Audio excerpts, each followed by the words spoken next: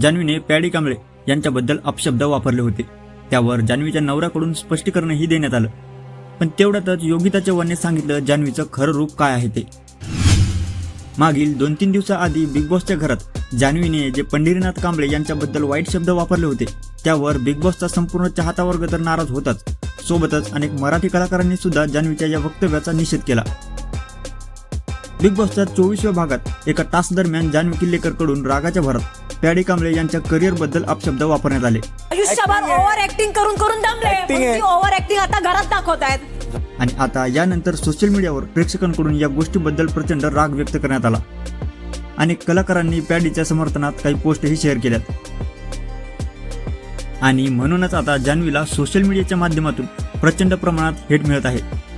यातच जान्हवीच्या नवऱ्याकडून सोशल मीडियावर एक पोस्टही शेअर करण्यात आली, ज्यात त्यांनी सांगितलं की जान्हवी अशी का वागत असावी। या पोस्टमध्ये किरण किल्लेकर असं म्हणतात की जान्हवीने जे शब्द वापरलेत ते चुकीचे होते। एखाद्याच्या करिअरबद्दल बोलणं योग्य नाही, पण जेव्हा हे घडलं तेव्हाचे क्षण तसे असल्यामुळे ती रागाच्या प्रवाहात बोलून गेली। याचा अर्थ असा नाही की ती बरोबर आहे, ती नक्कीच चुकली आहे। बिग बॉसचं घर हे साधं घर नाहीये, तिथे आलेले लोक पॉझिटिव्ह असतील असंही नाही आणि प्रत्येकजण निगेटिव्हच आहे असंही नाही। तिथे गेल्यानंतर लोक बदलतात, त्यांच्या वागण्याची पद्धत बदलते, याच्याशी त्यांच्या पर्सनल आयुष्याशी काहीही संबंध नाही। यातच ते म्हणालेत की बिग बॉसचा शो हा 24 तास चालू राहतो, यात काय काय होत राहतं, मात्र त्यातील निवडक भागच आपल्याला टीव्हीवरती 1 तासात दाखवला जातो आणि यावरून प्रेक्षक ठरवतात की कोण बरोबर आणि कोण वाईट। तर प्रेक्षकांनी असं करू नये। आणि यातच त्यांनी जान्हवीला एक सल्लाही दिला, त्यात ते म्हणालेत, मी जान्हवीसाठी एवढंच म्हणेन, तू थोडंसं रागावर कंट्रोल कर आणि हळूहळू पुढे जा, आम्ही आहोत तुझ्या सपोर्टसाठी। आता हे तर झालं जान्हवीच्या नवऱ्याचं स्पष्टीकरण, ज्यात ते म्हणालेत की बिग बॉसच्या घरात 24 तास खूप काही गोष्टी चालू राहतात आणि त्यातील 1 तास आपल्यापर्यंत पोहोचवला जातो। त्यामुळे घरातील कुठला व्यक्ती हा चुकीचा आहे आणि कुठला बरोबर हे प्रेक्षकांनी ठरवू नये।